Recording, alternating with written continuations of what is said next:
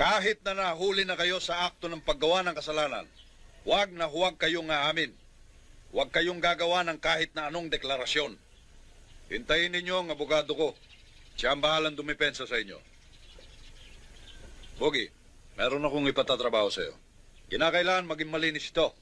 Dahil sa... Anak! Kanina pa kita hinihintay. Gusto kong bigyan mo ng leksyon ang agapitong yan.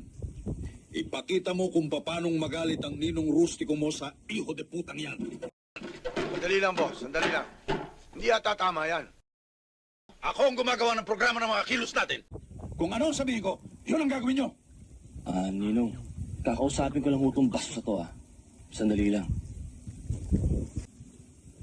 Mukha yatang minamaliit mo ako, Bugi, Kung may bayag ka, may bayag din ako. Alam ko marami ka na napatay. Pero ito lang sasabihin ko sa'yo. Iisa lang ang kaluluwa mo at kaya kong alisin sa katawan mo yan.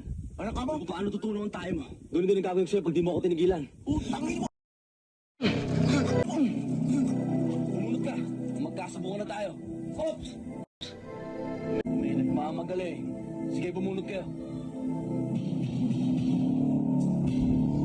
Magsama-sama na kayo.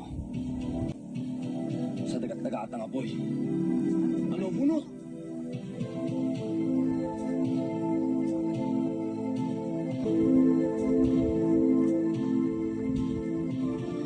Ninong, yung pinagagawa mo sa akin, aayusin ko na.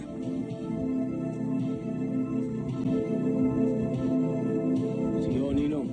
Aalis na ho kami. Tara na. Puta ka! Tarantado kito! Muntik na ka!